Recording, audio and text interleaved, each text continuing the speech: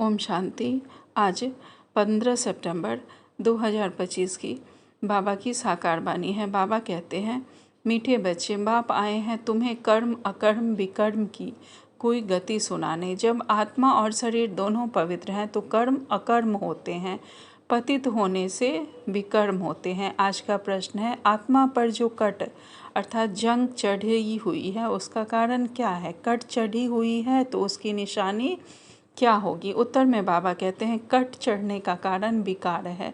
पतित बनने से ही कट चढ़ती है। अगर अभी भी कट चढ़ी हुई है तो उन्हें पुरानी दुनिया से कशिश होती रहेगी, बुद्धि क्रिमिनल तरफ जाएगी, याद में रह नहीं सकेंगे। बाबा कहते हैं, अगर आत्मा में कट चढ़ी हुई है तो उसका कारण विकार है।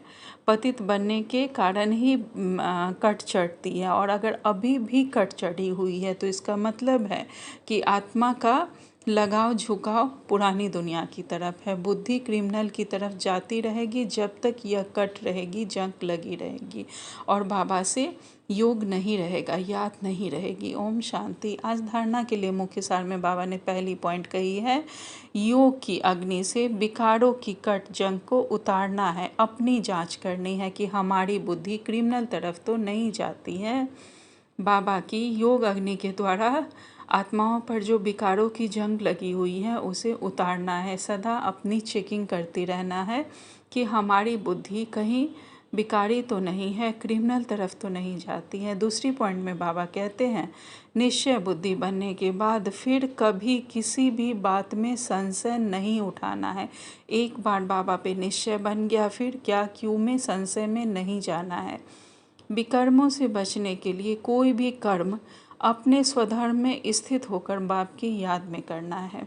हमें अगर विकर्मों से बचना है तो कोई भी कार्य करते बाबा की याद में रहकर आत्मा के स्वधर्म में स्थित होकर हमें अपना कार्य करना है, तो फिर हमारा कोई भी विकर्म नहीं बनेगा।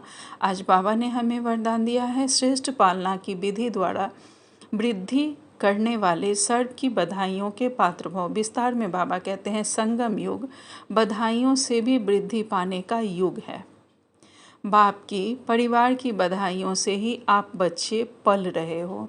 बाबा की बधाइयों से और ब्राह्मण परिवार की बधाइयों से ही हम बच्चों की पालना हो रही है। बधाइयों से ही नाचते गाते पलते उड़ते जा रहे हैं। यह पालना भी वंडरफुल है। तो आप बच्चे भी बड़ी दिल से रहम की भावना से दाता बनकर हर घड़ी एक दो को बहुत अच्छा कहकर बधाइयाँ देते रहो। अर्थात एक दूसरे को, हम ब्राह्मण आत्माएं एक दूसरे भाई बहन को सबको हमें सहयोग देते जाना है। बहुत अच्छा कहते हुए बधाइयाँ देते रहना है, जिससे सबका मनोबल बढ़ेगा और अधिक से अधिक पुरुषार्थ करेंगे। बाबा कहते हैं, यही पालना की श्रेष्ठ विधि है। इस विधि से सर्व की पालना करते रहो तो बधाइयों के पात्र हम बन जाते हैं। आज स्लोगन में बाबा ने कहा, अपना स्वभाव सरल बना लेना, यही समाधान स्वरूप बनने की सहज विधि है। हमारा स्वभाव अगर सरल होगा, इजी होगा, तो हम समाधान स्वरूप बन जाते हैं। क्योंकि किसी को भी फिर हमारे पास बात करने में, कुछ भी पूछने में ये नहीं होता, भय नहीं लगता, आराम से आकर लोग बात कर सकते हैं। तो चाहे हम किसी भी पद पोजीशन पे हो, लेकिन हमारा स्वभाव सरल रहे, तभी हम समाधान स्वरूप बन जाते हैं। आज का अव्यक्त इशारे हैं।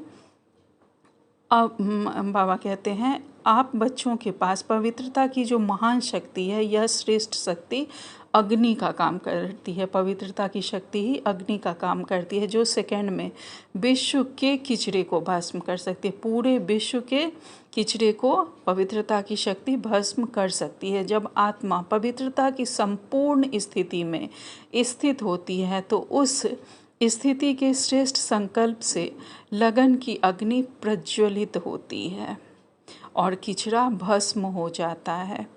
वास्तव में यही योग ज्वाला है। अभी आप बच्चे अपनी इस श्रेष्ठ शक्ति को कार्य में लगाओ। अच्छा, ओम शांति। शुक्रिया।